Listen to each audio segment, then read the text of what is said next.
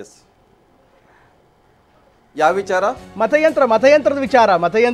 ಮತಯಂತ್ರ ಸರಿ ಇಲ್ಲ, ವೋಟಿಂಗ್ ಮಿಷನ್ ಸರಿ ಇಲ್ಲ ಅನ್ನೋದು. ಈಗ ಹೇಳ್ಬೋದು. ಈಗ ಆಲ್ರೆಡಿ ಈ ವಿಷಯ ಬಂತು. ನಾನು ಚರ್ಚೆಗೆ ಹೋದಾಗ EVM ಸಮಸ್ಯೆಯಿಂದ ನಾವು ಸೋತ್ವಿ, EDಯಿಂದ ನಾವು ಸೋತ್ವಿ, CBIನಿಂದ ನಾವು ಸೋತ್ವಿ, ಆಮೇಲೆ ಈ ತರ ಈ ವಿಷಯಗಳನ್ನು ಹೇಳ್ತಾ ಇದ್ದಾರೆ. ರೈಟ್, ನಿಮ್ಮ ಲಾಸ್ಟ್ ರಿಯಾಕ್ಷನ್ ತಗೋತೀನಿ. ರವಿಕುಮಾರ್ ಜಿ, ಒಂದು ಅಮಿತ್ ಶಾ ಅವರು ಮಾತನಾಡಿದ್ದಾರೆ. ಅದಕ್ಕೂ ಮೊದಲು ಅದನ್ನ ಬ್ರೇಕ್ ಮಾಡ್ಬಿಟ್ಟು ನಿಮ್ಮ ಹತ್ರ ಬರ್ತೀನಿ. ದೆಹಲಿಯ ಜನರ ಹೃದಯದಲ್ಲಿ ಮೋದಿ ಇದ್ದಾರೆ. ಅಮಿತ್ ಶಾ ಟ್ವೀಟ್ ಮಾಡಿರುವಂಥದ್ದು ನವದೆಹಲಿ ಆಪತ್ತಿನಿಂದ ಬಚಾವಾಗಿದೆ ಅನ್ನುವಂಥ ಮಾತನ್ನು ಹೇಳಿದ್ದಾರೆ. ಆಪತ್ತಿನಿಂದ ನವದೆಹಲಿ ಬಚಾವಾಗಿದೆ. ಟ್ವೀಟ್ ಮೂಲಕ ಅಮಿತ್ ಶಾ ಪ್ರತಿಕ್ರಿಯೆಯನ್ನು ಕೊಟ್ಟಿರುವಂಥದ್ದು.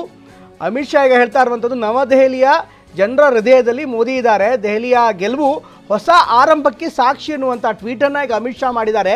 ಅಮಿತ್ ಶಾ ಈ ಚುನಾವಣೆ ವಿಚಾರದಲ್ಲಿ ಸಾಕಷ್ಟು ತನ್ನದೇ ಆದಂಥ ತಂತ್ರಗಾರಿಕೆಯನ್ನು ಮಾಡುವಲ್ಲಿ ನಿಪುಣರು ಅಂತ ಪರಿಗಣಿಸಲಾಗುತ್ತೆ. ಹೀಗಾಗಿ ಅಮಿತ್ ಶಾ ಈಗ ಟ್ವೀಟ್ ಮೂಲಕ ಹೇಳ್ತಾ ಇರುವಂಥದ್ದು ನವದೆಹಲಿ ಈ ಆಪದ ಅಂತ ಏನು ಕರಿತಿದ್ರು, ಈ ಆಪದಾದಿಂದ ಪಾರಾಗಿದ್ದಾರೆ. ಹೀಗಾಗಿ ನವದೆಹಲಿ ಈಗ ಸುರಕ್ಷಿತವಾಗಿದೆ. ನವದೆಹಲಿಯ ಜನರ ಮನಸ್ಸಿನಲ್ಲಿ ಈಗ ಮೋದಿ ಇದ್ದಾರೆ ಅನ್ನುವಂಥ ಮಾತನ್ನು ಈಗ ಅಮಿತ್ ಶಾ ಟ್ವೀಟ್ ಮೂಲಕ ಹೇಳಿದ್ದಾರೆ. ರವಿಕುಮಾರ್ ಜಿ, ನೀವು ಮಾತಾಡ್ತಿದ್ರಿ, ಆಗಲೇ ಹೇಳ್ತಾ ಇದ್ರಿ ರವಿಕುಮಾರ್ ಅವರೇ ಈ ಮತಯಂತ್ರದ ಬಗ್ಗೆ.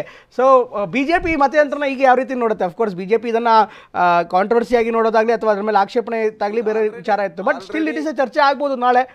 ಬಹುಶಃ ನಾಳೆ ಬೆಳಗ್ಗೆಯಿಂದ ಅಥವಾ ನಾಡಿದ್ದನ್ನು ಚರ್ಚೆ ಆಗತ್ತಿದ್ದು ಮತ್ತೆ. ಆಲ್ರೆಡಿ ಈ ಸೋಲಿಗೆ ಕಾರಣಗಳು ಏನು ಅಂತೇಳಿ ಹುಡುಕ್ತಾ ಇರ್ಬೋದು. ಅದರೊಳಗೆ EVM ವಿಷಯ ಸಿಗ್ಬೋದು, ED ವಿಷಯ ತೆಗೆದುಕೊಳ್ಬೋದು, ನಮಗೆ ಜೈಲಿಗೆ ಕಳಿಸಿದ್ರು ಅಂತ ವಿಷಯ ತೆಗೆದುಕೊಳ್ಬೋದು. ಈ ಅನೇಕ ವಿಷಯಗಳನ್ನು ತೆಗೆದುಕೊಳ್ಬೋದು. ಜೈಲಿಗೆ ಕಳಿಸಿದ್ದು BJP ಅಲ್ಲ, ಜೈಲಿಗೆ ಕಳಿಸಿರ್ತಕ್ಕಂಥದ್ದು ಕಾನೂನು ಅವ್ರಿಗೆ ಕಳಿಸ್ಕೊಟ್ಟಿದೆ.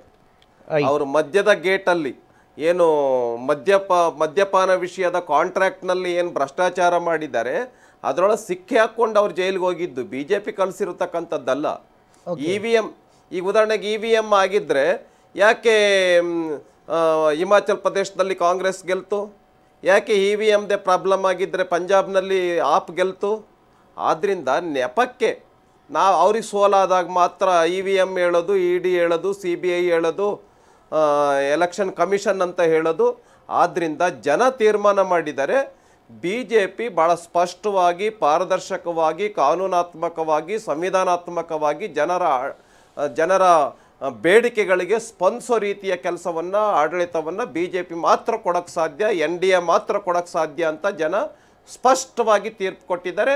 ಅವರು ಏನೇ ಕಾರಣಗಳನ್ನು ಕೊಟ್ಟರು ಜನ ಭಾಳ ಸ್ಪಷ್ಟವಾಗಿರ್ತಕ್ಕಂಥ ಗೆಲುವನ್ನು ಭಾರತೀಯ ಜನತಾ ಪಾರ್ಟಿಗೆ ದೆಹಲಿನಲ್ಲಿ ಕೊಟ್ಟಿದ್ದಾರೆ. ಏನು ಕಾರಣಗಳನ್ನು ಹೇಳ್ತಾ ಇದ್ದಾರೆ ಅವು ನಿಜವಾದ ಕಾರಣಗಳಲ್ಲ, ತಪ್ಪಿಸ್ಕೊಳ್ಳೋದಕ್ಕೆ ಮಾತ್ರ ಕಾರಣ ಹೇಳ್ಬೋದು.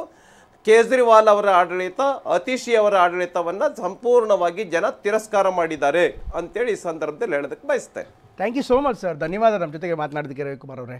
ಇದು ರವಿಕುಮಾರ್ ಅವರು ಹೇಳ್ತಾ ಇರುವಂಥ ಮತ್ತು BJPಯ ಗೆಲುವನ್ನು ವಿಶ್ಲೇಷಣೆ ಮಾಡೋದಾದರೆ ಒಂದು ನೇರವಾಗಿ ದಕ್ಷವಾದಂಥ ನಾಯಕತ್ವ, ಆಡಳಿತದ ಭರವಸೆ, ಜೊತೆಗೆ BJPಯಲ್ಲಾದಂಥ ಭ್ರಷ್ಟಾಚಾರದ ವಿಚಾರ ಏನಿದೆ, ಭ್ರಷ್ಟಾಚಾರದ ವಿಚಾರವನ್ನು ನಾವು ಜನತೆ ಮುಂದೆ ಇಟ್ಟು ಹೀಗಾಗಿ ಗೆಲುವು ಸಿಗ್ತಾ ಇದೆ ಅಂತ ರವಿಕುಮಾರ್ ಅವರು ಹೇಳ್ತಾ ಇದ್ದಾರೆ. ರೈಟ್, ಇದರ ಜೊತೆಗೆ ಈಗ ದೆಹಲಿಯ ಸಂಭ್ರಮಾಚರಣೆ ವಿಚಾರ ಕೂಡ ಬರ್ತಾ ಇದೆ.